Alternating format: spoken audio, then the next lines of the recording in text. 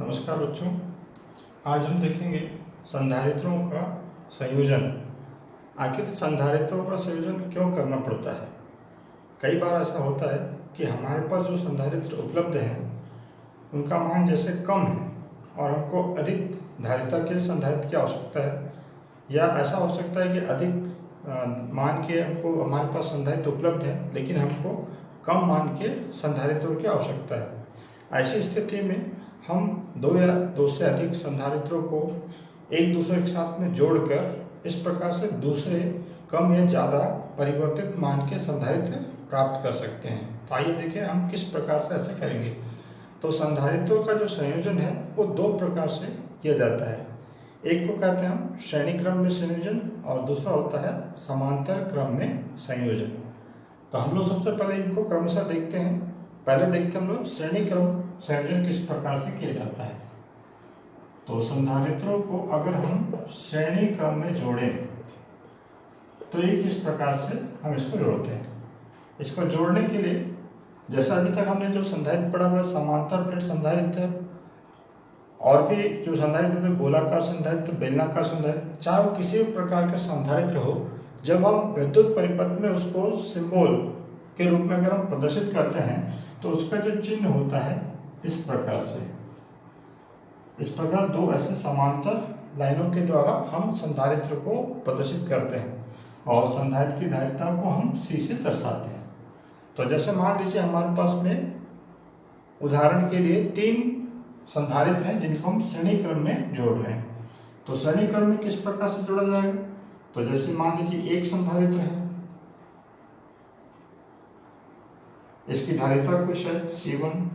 दूसरा संधारित्र को हम इस प्रकार से जोड़ें कि दूसरे संधारित्र का जो पहला प्लेट है वो पहले वाले संधारित्र के दूसरे प्लेट से जुड़ जाए। इसी प्रकार अगला जो संधारित्र होगा उसको हम इसी प्रकार से क्रमशः एक के बाद एक जोड़ते चले जाएं। तो इस प्रकार ये C1 धारिता का संधारित्र, ये C2 धारिता का और ये C3 धारिता का संधारित्र, इस प्रकार जो हम क्रमशः जोड़ते जाते हैं। यानी हर जो पिछला जो आने वाला जो संधारित्र होगा उसका जो पहला प्लेट उसके पहले वाले संधारित्र के दूसरे प्लेट से जुड़े। तो इस क्रम में जोड़ना इसे हम कहते हैं श्रेणी क्रम में संयोजन। और जो आखिरी वाला जो संधारित्र होगा उसका आखिरी प्लेट को हम इसको पृथ्वीकृत कर देंगे। अब यहाँ पर मान लीजिए पहले संधारित्र को हम +Q आवेश से आवेशित करते हैं। तो +Q आवेश से आवेशित करने पर इसका जो पहला प्लेट है वो धन आवेश से आवेशित हो जाएगा। हमने पिछला जो संधारित्र के बारे में पढ़ा था कि जैसे हम पहले प्लेट को धनावेशित करते हैं तो दूसरी प्लेट का जो निकटवर्ती तल है ये विपरीत प्रकार का आवेश इस पर विद्युत प्रेरण से आ जाता है और दूरवर्ती तल पर धनावेश। तो ये धनावेश चूंकि ये प्लेट इस संधारित्र के पहले प्लेट से जुड़ा हुआ है तो इसका धनावेश इसके पहले प्लेट में चले जाएगा। और जिस प्रकार यहाँ पर -Q आवेश विद्युत प्रेरण से आया हुआ है तो इसी प्रकार इसमें भी इस धनावेश के कारण यहाँ पर ऋण आवेश विद्युत प्रेरण से आएगा। फिर इधर धनावेश, वो धनावेश इस प्लेट में चले जाएगा। तो इस प्रकार जितने भी संधारित्रों को हमने श्रेणी क्रम में जोड़ा हुआ है यही प्रक्रिया चलते रहेगी और आखिरी वाला जो संधारित्र होगा उसका जो धनावेश वो पृथ्वी में चला जाएगा। अब यहाँ पर देखिए कि जैसा हम जानते हैं किसी भी संधारित्र में जो 3 राशियां होती है, संधारित्र की धारिता, संधारित्र को एक प्लेट पे दिया गया आवेश Q और दोनों प्लेटों के बीच में उत्पन्न विभवांतर V, जो इनमें संबंध होता है ये संबंध हमेशा याद रखिए Q बराबर CV। यानी संधारित्र की एक प्लेट को दिया गया आवेश किसके बराबर होता है, संधारित्र की धारिता और दोनों प्लेटों में उत्पन्न विभवांतर के गुणनफल के बराबर। तो यहाँ पर हम इसी संबंध से लें तो जैसे यहाँ पर आपको दिखाई दे रहा है इस प्लेट में पहले प्लेट पर दिया गया आवेश Q है, इसकी धारिता C1 है। तो हम इसी सूत्र से यहाँ पर लिख सकते हैं Q बराबर C1 इसकी धारिता और इसमें दोनों प्लेटों का विभवांतर V1। इसी प्रकार यहाँ पर अगर हम देखें तो यहाँ पर भी पहले प्लेट पर Q आवेश है तो यहाँ पर भी Q बराबर यहाँ पर चूंकि धारिता अलग है तो ये C2 और इसके दोनों प्लेटों का उत्पन्न विभवांतर V2। यहाँ पर Q बराबर इसकी धारिता C3, इसके प्लेटों का उत्पन्न विभवांतर V3। इस प्रकार से हम यहाँ लिख सकते हैं। अब उसके बाद यहाँ पर जैसे देखिएगा कि इसके दोनों प्लेटों का उत्पन्न विभवांतर V1 है, यहाँ से यहाँ तक का। उसी प्रकार इसमें विभवांतर है V2, यहाँ पर विभवांतर है V3, इसके दोनों प्लेटों का।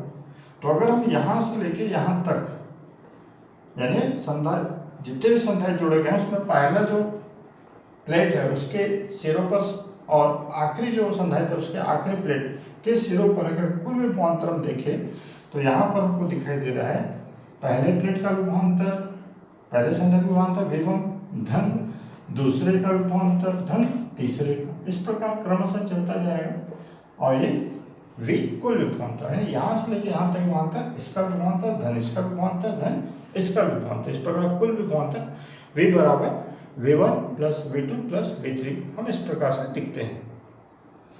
अब अगर हम यहाँ पर देखिए हमारे पास जो रिलेशन है Q बराबर C1 V1, यहाँ से हम V1 का मान निकाल सकते हैं।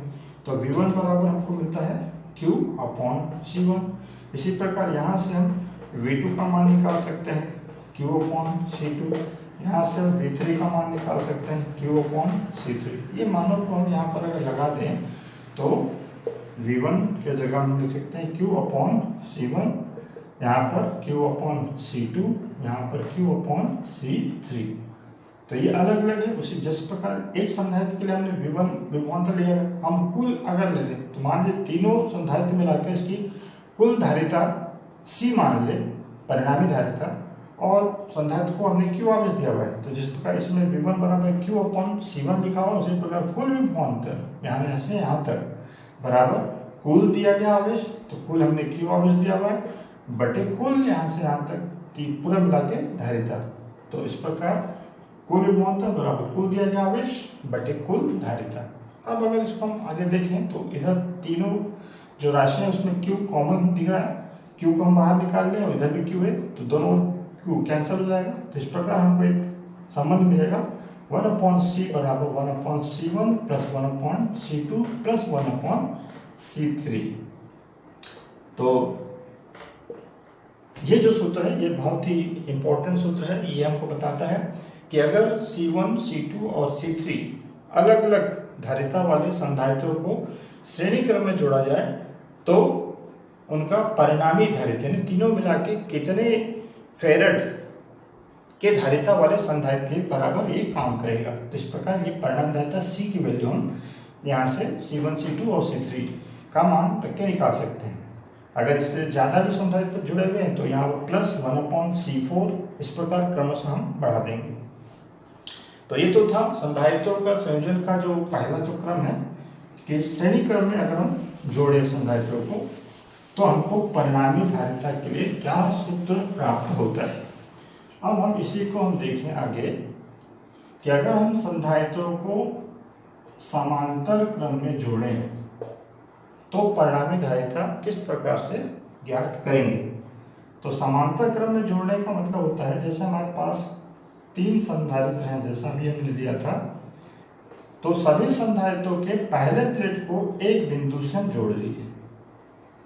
तो जैसे यहाँ पर मान लीजिए कोई बिंदु A है तो हम देख रहे हैं कि तीनों संधारित्र जो अलग अलग धारिताओं वाले हैं C1, C2, C3 सभी के पहले प्लेट को एक बिंदु पर जोड़ दिए और दूसरे प्लेट को इधर किसी एक बिंदु से हमने जोड़ दिया और इसका जो संबंध है हमने इसको पृथ्वीकृत कर दिया। तो यहाँ पर मान लीजिए हम यहाँ पर संधारित्रों को आवेश यहाँ से हम दे रहे हैं प्लस Q आवेश। अब चूंकि यहाँ पर आवेश जब बह जाएगा तो उसके पास 3 अलग अलग रास्ते हैं, तो ये Q आवेश 3 अलग अलग भागों में विभाजित हो जाएगा। Q का एक हिस्सा इधर गया, इस पे Q1, यहाँ पर एक दूसरा हिस्सा गया Q2, यहाँ पर एक हिस्सा गया Q3। तो इस Q1 आवेश से ये प्लेट धनावेशित हो गया, इधर माइनस आवेश आ गया माइनस Q1 आवेश, और ये धन आवेश ये इधर से पृथ्वीकृत हो गया यहाँ पर Q2 आवेश। तो तो इस प्रकार से धनावेश हो गया, ये माइनस विद्युत प्रेरण से इधर का आवेश पृथ्वी में चला गया, यहाँ पर Q3 आया, तो ये इस प्रकार से पहला प्लेट आवेशित हो गया, ये विद्युत प्रेरण से माइनस, और ये धनावेश पृथ्वीकृत हो गया। तो यहाँ पर भी हम जो संबंध है हमारे पास संधारित्र के लिए Q बराबर CV से अगर देखें तो यहाँ पर दिखाई दे रहा है आपको Q1 और C1। तो यहाँ पर इन दोनों प्लेटों का विभवांतर, देखिए विभवांतर की बात करें तो इन दोनों प्लेटों का विभवांतर जितना भी होगा, तो ये देखिए ये जो प्लेट है ये इस बिंदु से जुड़ा हुआ है और ये इस बिंदु से, तो यानी कि A और B बिंदु जो है इसका जो विभवांतर यहाँ पर है वही ये दोनों बिंदु इस संधारित्र के भी दोनों प्लेटें जुड़े हुए, तो इसका मतलब हो गया किन्हीं भी दो बिंदुओं का विभवांतर एक ही होगा। तो यहाँ ए बी क्योंकि इससे जुड़ा हुआ है तो यहाँ का विभवांतर, ए बी यहाँ जुड़ा हुआ है यहाँ का विभवांतर, ए बी यहाँ जुड़ा हुआ है यहाँ विभवांतर, साथ तीनों संधारित्रों के प्लेटों का विभवांतर क्योंकि एक ही बिंदु से जुड़े होने के कारण सभी के विभवांतर V का मान एक समान होगा। अब यहाँ पर जो हमारे पास संबंध है हम इस संबंध से यहाँ पर लगाएं, तो जैसे Q बराबर CV होता है तो इस संधारित्र के लिए यहाँ पर क्या हो जाएगा, तो यहाँ पर हम लिख लें Q1 बराबर C1 इसका विभवांतर V। यहाँ पर देखें तो यहाँ पर Q2 बराबर इसका जो धारिता C2 इसका विभवांतर V। यहाँ पर Q3 बराबर C3 और V विभवांतर, तो ये हमने लिख दिया। अब यहाँ पर हमको दिखाई दे रहा है तो चूंकि सभी संधारित्र प्लेटों के बीच का विभवांतर तो V है, तो यहाँ पर हम शुरुआत जो करेंगे, शुरुआत हमको किसी भी डेरिवेशन का मालूम होना चाहिए, हमको क्या उसी पे फोकस रखना है। अगर वो शुरुआत आपका हो जाए तो आप पूरा डेरिवेशन कर सकते हैं। तो जैसे यहाँ पर दिखाई दे रहा है कि ये जो Q आवेश है वो 3 भागों में विभाजित हुआ था, तो यहाँ से हम शुरुआत करें तो दिया गया आवेश Q ये 3 भागों में बटा था, Q1 प्लस Q2 और प्लस Q3। ये Q आवेश ये 3 भागों में बटा था, तो Q बराबर हम Q1 plus Q2 plus Q3 लिख लें, और यहाँ पर आपको दिखाई दे रहा है तीनों का मान Q1 Q2 Q3, तो इसका मान हम लगाएंगे। तो यहाँ पर पहले के लिए C1 V, C2 V, C3 V। तो जिस प्रकार ये हम अलग अलग संधारित्रों के लिए लिखे हैं उसी प्रकार हम ऐसा मान के चलते कि मान लीजिए ये तीनों संधारित्र मिला के कोई एक संधारित्र है जिसकी कुल धारिता C है। तो यहाँ पर दिख रहा है कि जो कुल जो A और B बिंदु है, तो यहाँ पर पूरा मिलाकर हम बोले एक संधारित्र है, तो वो A B बिंदु जुड़ा हुआ है अर्थात उस संधारित्र का विभवांतर V होगा। दिया गया आवेश Q आवेश दे रहे हैं, तो इस प्रकार Q आवेश तो पूरे संधारित्र को मिलाकर हम इसको लिख सकते हैं CV। जैसे Q1 बराबर C1V, तो पूरे को हम एक मान लें तो पूरी की धारिता है C और संधारित्र के प्लेटों के बीच का विभवांतर V। तो ये हमको संबंध प्राप्त होता है। यहाँ पर आपको दिखाई दे रहा है कि V तीनों में है, कॉमन निकाल लें, इधर V है कॉमन कैंसिल हो जाएगा, तो इस प्रकार आपको प्राप्त होगा C बराबर C1 plus C2 plus C3। तो इस प्रकार ये 3 स्टेप में हम इसको कर सकते हैं। तो अब हम लोग कैलकुलेट कर चुके हैं कि समांतर क्रम के लिए क्या सूत्र होगा। तो समांतर क्रम के लिए ये सूत्र है, श्रेणी क्रम के लिए जब हमने कैलकुलेट किया था तो यही सब बटे के रूप में आया था। तो इसको थोड़ा हम इसके जो परीक्षा में कभी कभी इसके जो न्यूमेरिकल्स हैं वो पूछे जाते हैं, तो एक हम इसका न्यूमेरिकल देख लें। तो जैसे मान लीजिए 3 हमारे पास समान संधारित्र हैं, हम अपने याददाश्त के लिए यहाँ पर हम ले लें कि जैसे हमने जब श्रेणी क्रम में संयोजन किया था तो क्या सूत्र हमको मिला था, परिणाम रहता 1/C बराबर 1/C1 1/C2 1/C3। और जब हमने इन्हें को समांतर क्रम में जोड़ा तो इसके लिए परिणामी रहता है C बराबर जो सूत्र मिला C1 plus C2 plus C3। तो इन सूत्रों का प्रयोग करके हम जो न्यूमेरिकल है उसको कर सकते हैं। तो मान लीजिए हमारे पास 3 समान संधारित्र हैं और प्रत्येक की धारिता मान लीजिए 3 माइक्रोफैरड है। तो जैसे एक हमारे पास संधारित्र है 3 माइक्रोफैरड, और इसी प्रकार हमारे पास और भी संधारित्र है, इस प्रकार 3 संधारित्र है, सभी के 3 माइक्रोफैरड है। अब यहाँ पर जो प्रश्न से अगर पूछे जाते हैं कि मान लीजिए इनके संयोजन से प्राप्त अधिकतम धारिता एवं न्यूनतम धारिता की गणना कीजिए, यानी हम इसको किस प्रकार से जोड़े कि हमको अधिकतम धारिता प्राप्त हो और किस प्रकार जोड़े तो न्यूनतम धारिता हो। तो जैसे यहाँ पर दिख रहा है कि समांतर क्रम में जो सूत्र परिणामी धारिता का प्राप्त है C बराबर, तो यहाँ पर C1 C2 C3 तो सीधे सीधे जुड़ रहा है, इसका मतलब यहाँ पर हमको अधिकतम धारिता समांतर क्रम में जोड़ने से प्राप्त होगी। तो इस प्रकार अगर हम इन तीनों को समांतर क्रम में जोड़े तो समांतर क्रम के लिए जो सूत्र होगा वो C बराबर C1 plus C2 plus C3। तो C1 का जो वैल्यू है 3, इसका भी 3, इसका भी 3, सभी माइक्रोफैरड में है। तो इस प्रकार सबको जुड़ गए तो ये हो गया 9 और माइक्रोफैरड। तो इस प्रकार यहाँ पर दिखाई दे रहा है कि अलग अलग हमारे पास 3 माइक्रोफैरड 3 माइक्रो, लेकिन हमको ज़्यादा मान का प्राप्त करना है तो हमने इनको समांतर क्रम में जोड़ लिए, तो हमको 9 माइक्रोफैरड, और अगर हम 2 को जोड़ते तो 3 6 माइक्रोफैरड का प्राप्त होता है। तो इस प्रकार हम इन अलग अलग जो छोटे मान के संधारित्र है इसमें अधिक मान के धारिता वाले संधारित्र में हम इसको परिवर्तित कर सकते हैं। अगर हम इसको कम मान प्राप्त करना चाहते हैं तो इसको हम श्रेणी क्रम में जोड़ें। तो श्रेणी क्रम के लिए अगर हम कैलकुलेट करें इसको तो 1/C बराबर 1/C1 plus 1/C2 plus 1/C3। अगर हम इसको इस प्रकार जोड़ते तो यहाँ पर 1/C1 का मान 3, इसका भी 3, इसका भी 3। तो यहाँ पर अगर इसको सॉल्व करें तो सभी के नीचे में 3 है तो हम इसका लघुत्तम ले लें 3। तो ये 1/C कैलकुलेट कर रहे हैं, 1/C बराबर सब में 3 आया, ऊपर 1 प्लस 1 और इसको हम 1/C बराबर लिख सकते हैं कि 3/3, ये कैंसिल हो गया 1। इसको उल्टा कर दें तो इस प्रकार C बराबर 1 माइक्रोफैरड।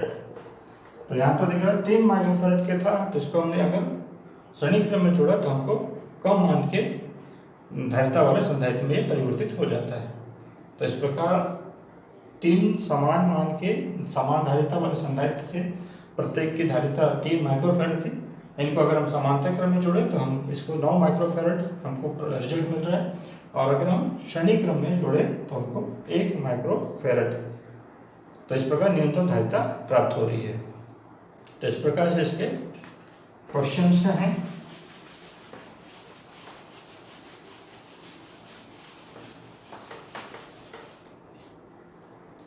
एक आगे जो हम डेरिवेशन करेंगे उसके लिए हमको एक संधारित्र में संचित ऊर्जा का एक सूत्र पता होना चाहिए। संधारित्र में संचित ऊर्जा, तो जैसा अभी हम देखे हैं कि जैसे कोई भी संधारित्र है, जब हम इसको आवेशित करते हैं तो जैसे पहले प्लेट को हमने आवेशित किया Q आवेश, ये माइनस Q आवेश इस पर आ जाता है, इसका धनावेश पृथ्वी के चले जाता है, इसकी धारिता मान लीजिए है C। तो हम यहाँ पर और इन दोनों प्लेटों का उत्पन्न विभवांतर V। तो इस प्रकार ये जो 3 राशि हैं Q C V, तो इसमें जो हम संबंध जानते हैं Q बराबर CV। तो जैसे देखिए संधारित्रों को हम Q आवेश दिए हुए हैं, तो किसी भी चालक को जब हम आवेशित करते हैं तो उसमें जो ऊर्जा जो संचित हो जाती है, विद्युत ऊर्जा, वो संचित हो जाती है स्थिर विद्युत ऊर्जा के रूप में। तो इसी प्रकार यहाँ पर भी जो संधारित्र हैं, तो यहाँ पर संधारित्र को जब हम आवेशित किए तो इसमें जो ऊर्जा विद्युत ऊर्जा जो संचित हो गई है, तो इसमें कितनी विद्युत ऊर्जा संचित हुई है इसका सूत्र हमको मालूम होना चाहिए। तो इसकी विद्युत ऊर्जा क्या होती है, तो इसको हम थोड़ा सा याद रखें कि जैसे प्रत्येक संधारित्र, जब हम इसको आवेशित कर रहे थे संधारित्र को, तो प्रत्येक संधारित्र को आवेशित करने में कुछ कार्य करना पड़ता है, और यही किया गया कार्य संधारित्र में विद्युत स्थितिज ऊर्जा के रूप में संचित हो जाती है। तो मान लीजिए इसको हम Q आवेश दिए हैं, तो इसमें भी कितनी ऊर्जा संचित है, तो इसकी सूत्र याद रखिए आप, U स्थिर विद्युत स्थितिज ऊर्जा U बराबर 1/2 QV। तो इसमें याद रखिए Q आवेश से आवेशित किए हैं, इसका दोनों प्लेटों का जो विद्युत विभव है V है और इसकी धारिता C है, तो इसमें कितनी विद्युत ऊर्जा संचित हुई है, तो ये स्थिर विद्युत स्थितिज ऊर्जा संधारित्र की U बराबर 1/2 QV। इसको हम अलग अलग रूप में भी इसको लिख सकते हैं। तो जैसे हमको एक संबंध मालूम है Q बराबर CV, तो अगर हम इसका मान लगा दें तो इसको हम दूसरे रूप में भी लिख सकते हैं। तो U बराबर 1/2 Q का मान लगा दें CV, तो CV और एक V और है, तो इस प्रकार CV इंटू V स्क्वायर, तो ये दूसरे रूप में है।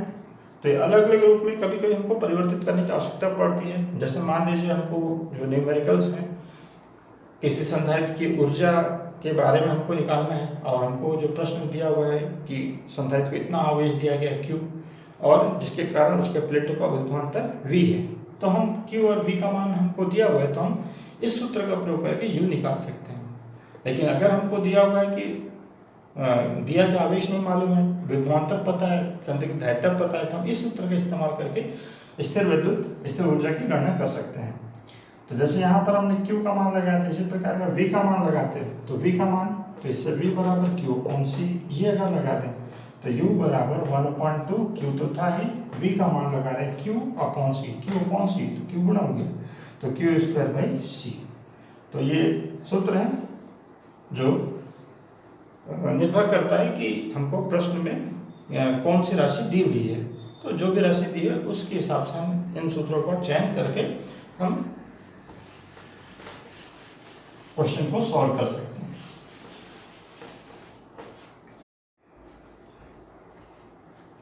आइए अब हम देखते हैं आवेशों का पुनर्वितरण। आवेशों का पुनर्वितरण क्यों होता है ये जरा हम थोड़ा समझें।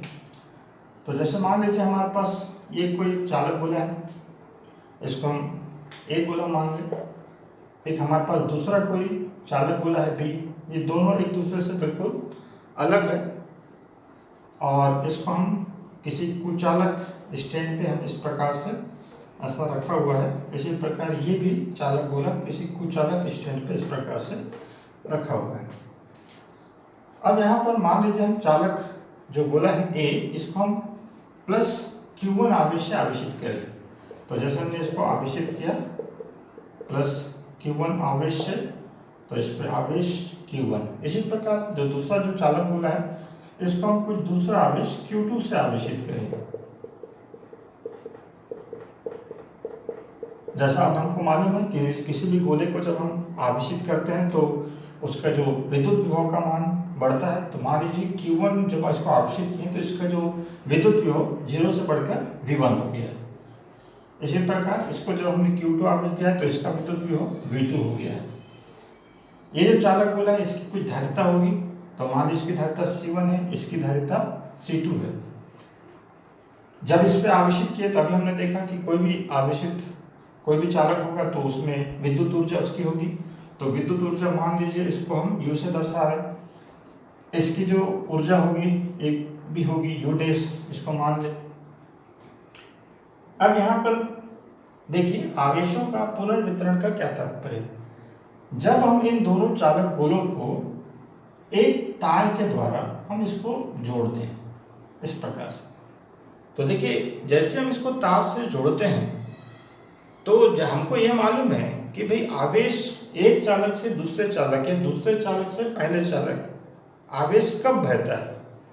तो हमने देखा था कि यदि दो चालकों के विद्युत विभव में अगर अंतर होगा तो अधिक विद्युत विभव से कम विद्युत विभव वाले चालक की ओर आवेश प्रवाहित होता है, जब तक कि दोनों चालकों का पृष्ठ का विद्युत विभव समान न हो जाए। जैसे विद्युत विभव का मान समान हो जाएगा तो आवेश का बहना रुक जाएगा।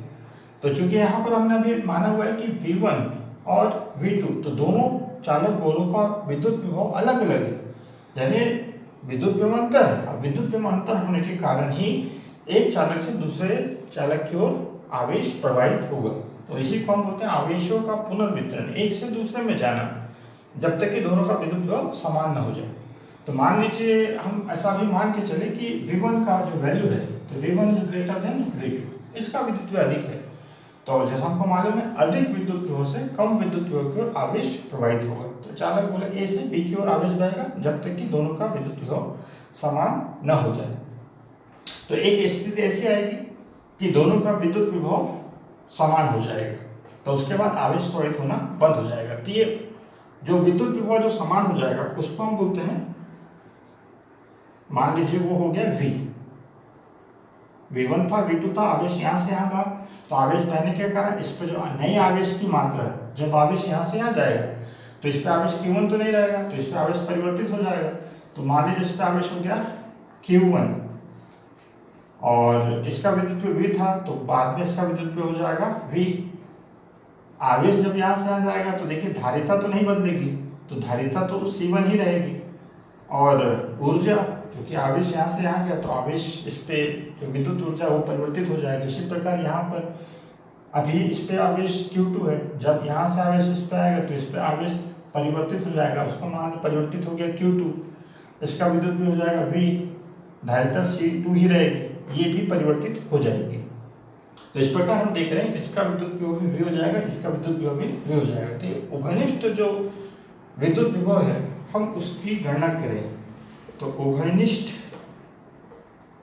विद्युत विभव कितना होगा। तो जैसा हमको एक सूत्र मालूम है, Q बराबर CV, यानी किसी भी चालक की, जब चालक को हम Q आवेश देते हैं और उस चालक की धारिता C है और उसके पृष्ठ का विद्युत विभव V है, तो उनमें ये संबंध है Q बराबर CV। तो अभी ऐसा मान लीजिए कि चूंकि दोनों गोले जुड़ गए हैं तार के द्वारा, तो दोनों मिलकर अब चूंकि जुड़ गए हैं तो दोनों मिलकर अब एक ही चालक की तरह काम करेगा। तो इस पे दिया गया कुल आवेश मान लीजिए कितना है Q, दोनों मिला के कुल धारिता C और दोनों के पृष्ठ का विद्युत विभव कितना है V। तो ये उभयनिष्ठ विद्युत विभव बराबर हम इसको लिख सकते हैं यहाँ से, जैसे V बराबर Q/C, तो यहाँ V दोनों का मिला के उभयनिष्ठ विद्युत विभव है, Q दोनों का मिला के कुल आवेश है, कुल आवेश, और C दोनों का मिला के कुल धारिता। तो यहाँ पर उभयनिष्ठ विद्युत विभव V किसके बराबर होगा, कुल आवेश बटे कुल धारिता। अब हम इसको गणना कर लें, उभयनिष्ठ विद्युत विभव को हम जैसे V से दर्शा रहे हैं, तो V बराबर कुल आवेश कितना है, तो देखिए इस पर हमने आवेश दिया था Q1, इस पर आवेश दिया था Q2, तो आवेश यहाँ से यहाँ पर गया है लेकिन आवेश तो उतना ही है, तो इस पर Q1 और इस पर Q2, तो दोनों मिला के जो आवेश है ये होगा Q1 प्लस Q2 बटे कुल धारिता। तो इसकी धारिता और इसकी धारिता के ऊपर C1 प्लस C2। तो इस प्रकार ये उभयनिष्ठ विद्युत विभव के लिए सूत्र होगा। इसको हम थोड़ा सा अगर दूसरे रूप में लिखना चाहें तो इसको हम इस प्रकार से भी लिख सकते हैं, यहाँ पर है V बराबर Q1 धन Q2, तो Q1 बराबर कितना था, तो जैसे हमको मालूम है यहाँ पर जो संबंध होता है Q बराबर CV से, तो इस पर आवेश Q1, इसकी धारिता C1, इसका विद्युत विभव V1, तो Q1 बराबर हम लिख सकते हैं C1 V1। इसी प्रकार Q2 का वैल्यू लिख सकते हैं C2 V2, कुल धारिता C1 प्लस C2। तो ये उभयनिष्ठ विद्युत विभव के लिए व्यंजक होगा।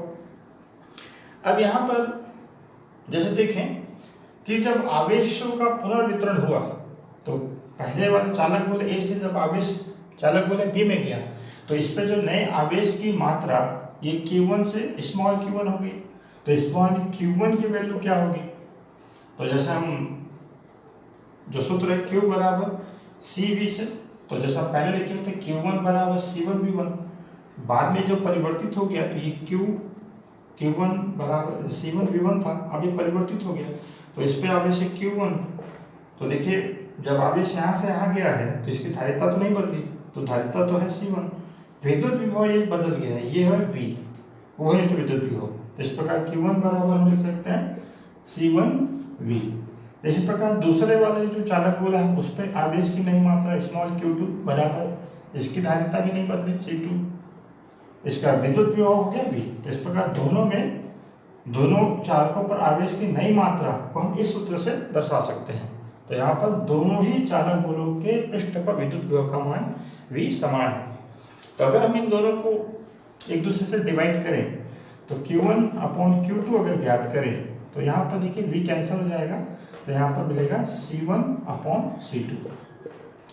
तो कई बार परीक्षा में यहाँ तक भी प्रश्न पूछा जाता है। तो यहाँ तक प्रश्न किस प्रकार से पूछा जाता है, तो यहाँ तक पूछा जाता है कि सिद्ध कीजिए कि दो आवेशित चालकों को जोड़ने पर उनके आवेशों का पुनर्वितरण उनकी विद्युत धारिताओं के अनुपात में होता है। तो यहाँ पर देखिए सिद्ध हो गया है कि दो आवेशित चालक जोड़ने पर उन पे जो आवेशों का पुनर्वितरण किस प्रकार से उनकी धारिताओं के अनुपात में होता है। अब हमको इसी का इसका जो दूसरा जो भाग है हम उसको देखते हैं कि आवेशों का पुनर्वितरण जब होता है तो इसमें ऊर्जा की कुछ हानि होती है। यानी दोनों चालकों को जोड़ने से पहले जो कुल ऊर्जा थी, तो पहले चालक की ऊर्जा धन दूसरे चालक की ऊर्जा, तो ये जोड़ने के पहले हम दोनों को इन तार से जोड़ने से पहले दोनों चालकों को मिलाकर कुल ऊर्जा को देखें, और उसके पश्चात जब हम चालक तार से जोड़ दिए हैं और जब आवेश एक से दूसरे में जाता है उसके पश्चात में हम देखिए पहले वाले चालक की कुल ऊर्जा धन दूसरे वाले चालक की कुल ऊर्जा। तो हमें देखते हैं कि आवेशों के पुनर्वितरण से पहले जो कुछ ऊर्जा थी दोनों को मिलाकर और बाद की ऊर्जा, तो बाद की ऊर्जा कम हो जाती है, अर्थात ऊर्जा आवेशों के पुनर्वितरण में ऊर्जा की हानि होती है। तो कितनी ऊर्जा की हानि होती है इसको हम जरा अपने व्यंजक के माध्यम से इसको देखें। तो यहाँ पर हम थोड़ा सा डायरेक्ट करें कि जोड़ने के पूर्व दोनों को मिला के कुल ऊर्जा कितनी थी और उसको हम U1 से दर्शाएं। तो जोड़ने से पहले कुल ऊर्जा, दोनों चालकों को जोड़ने के पहले कुल ऊर्जा, तो पहले ऊर्जा उसको हम U1 मान लें, तो U1 बराबर कितनी थी, तो पहले चालक की कुल ऊर्जा, तो पहले चालक की कुल ऊर्जा कितनी थी, तो पहले चालक को हमने Q1 आवेश दिया हुआ था, उसकी जो धारिता थी C1 और उसका पृष्ठ का विद्युत विभव V1, तो पहले वाले की कुल ऊर्जा कितनी होगी, तो ये होगा 1/2 C1 V1 स्क्वायर। तो जैसा हमने पहले देखा था कि किसी भी चालक की जो ऊर्जा का सूत्र क्या होता है, तो 1/2 C1 और V1 स्क्वायर। अब हम ये तो हुआ पहले वाले चालक गोले A की कुल ऊर्जा धन दूसरे वाले गोले की ऊर्जा, तो 1/2 C2 V2 स्क्वायर। तो इस प्रकार दोनों जो चालक जब एक दूसरे से नहीं जुड़े हुए थे, तो जोड़ने से पहले जब वो नहीं जुड़े थे उस समय पहले वाले चालक की ऊर्जा धन दूसरे वाले चालक की ऊर्जा, तो इस प्रकार जोड़ने के पहले की दोनों को मिला के कुल ऊर्जा। इसी प्रकार जोड़ने के पश्चात, तो जोड़ने के पश्चात कितनी ऊर्जा, तो उसको हम नाम देते U2, तो U2 बराबर, तो पहले वाले की ऊर्जा कितनी होगी, तो 1/2, उसकी धारिता तो C1 ही है, लेकिन विद्युत विभव कितना हो गया V, धन दूसरे वाले की 1/2 C2 V स्क्वायर। तो इस प्रकार दोनों जो चालक को लेते हैं जोड़ने, दोनों को तार से जोड़ने से पहले दोनों को मिला के कुल ऊर्जा, और दोनों को तार से जोड़ने के पश्चात जब आवेशों का पुनर्वितरण हुआ दोनों के पृष्ठ का विद्युत विभव V हो गया, तो उस समय दोनों को मिला के कुल ऊर्जा। तो हम देखते हैं कि ये जो ऊर्जा थी जोड़ने के पहले और ये जोड़ने के पश्चात, ये ऊर्जा ज्यादा है, तो कितनी ऊर्जा इसमें कम हो गई है, इसको निकाले तो पहले की ऊर्जा में दूसरी घटा दें। तो मान लीजिए जो ऊर्जा का जो डिफरेंस है डेल्टा U है, तो U1 माइनस U2 ये हम कैलकुलेट करें। तो इसको कैसे कैलकुलेट करें, तो इसका मान लगा दें यहाँ पर, तो इसका मान है 1/2 C1 V1 का स्क्वायर प्लस 1/2 C2 V2 का स्क्वायर, ये हमने लिख दिया, माइनस में ये इसका वैल्यू, तो माइनस 1/2 C1।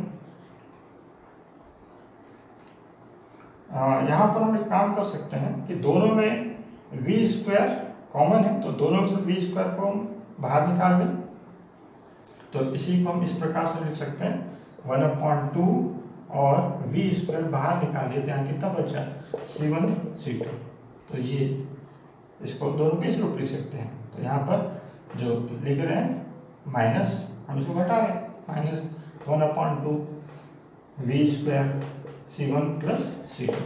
तो इस प्रकार जोड़ने के पहले की ऊर्जा में से जोड़ने के पश्चात जो दोनों चालकों को मिला के कुल ऊर्जा उसको हम घटा रहे हैं।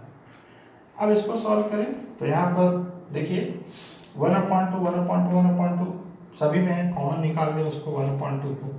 तो यहाँ पर कितना बचा है c1 v1 का स्क्वायर, यहाँ बचा c2 v2 का स्क्वायर, यहाँ पर माइनस 1/2 निकाल लिए हैं, यहाँ पर एक है c1 प्लस c2 और ये है v स्क्वायर। तो v का वैल्यू लगाएं, तो v का वैल्यू हम कितना निकाले थे, तो v का वैल्यू निकाले थे c1 v1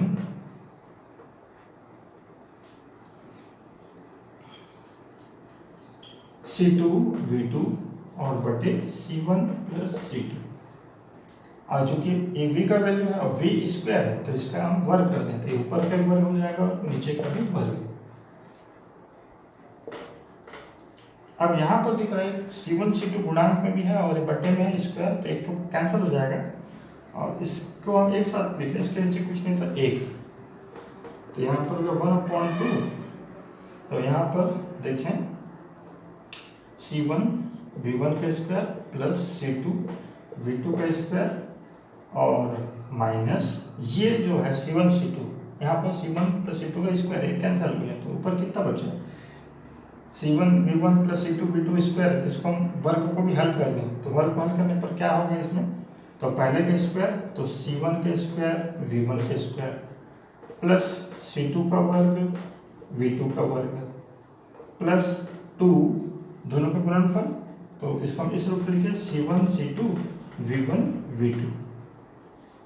तो हमने ये ऊपर का ये वर्ग था इसको हल कर लिया है, ये आपके कैंसिल हो गया है, एक बचा हुआ है c1 प्लस c2,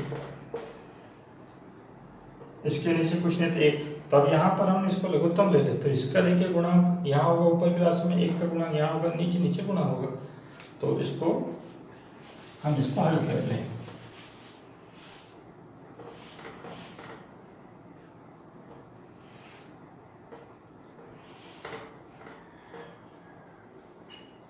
तो देखिए हमारे पास जो हम डेल्टा u कैलकुलेट कर रहे हैं 1/2 हमने कॉमन निकाला हुआ है, यहाँ इसका गुणा करें। देखिए पहले c1 का गुणा कर लें, तो c1 का गुणा कर लें तो कितना आएगा c1 का स्क्वायर हो जाएगा, v1 का स्क्वायर है प्लस फिर यहाँ पर फिर c1 का गुणा करेंगे तो c1 c2 और v2 का स्क्वायर ये है। अब c2 का गुणा करें दोनों में, तो यहाँ c2 का गुणा करेंगे तो इसको हम फिर से लिख लें c1 c2 v1 का स्क्वायर, फिर इसमें गुणा कर ले c2 का तो c2 का स्क्वायर हो जाएगा, तो प्लस c2 का स्क्वायर v2 का स्क्वायर है ही। तो इस प्रकार इन दोनों को गुणा कर दिए, एक का गुणा करने पर देखिए उतना ही आएगा, लेकिन माइनस भी है तो माइनस गुणा करेंगे तो सारी जो राशियाँ हैं तीनों राशियाँ माइनस हो जाएगी। तो इस प्रकार पहला है माइनस c1 v1 का स्क्वायर, दूसरी जो है फिर माइनस c2 स्क्वायर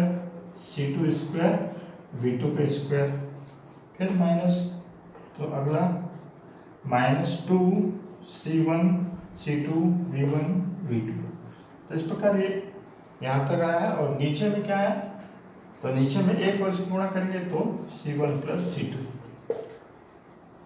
अगले स्टेप में हम क्या कर ले 1/2, एक नीचे c1 प्लस c2 पूरा कॉमन है तो इसको हम पूरा बाहर निकाल लें, तो यहाँ पर c1 प्लस c2 एक बाहर निकल गया। इसी प्रकार कुछ राशियाँ देखिए कट रही है यहाँ पर, तो कटने के बाद क्या क्या कट रही है c1 स्क्वायर v1 स्क्वायर, देखिए c1 स्क्वायर v1 स्क्वायर एक प्लस में है एक माइनस में है तो कैंसिल हो गया।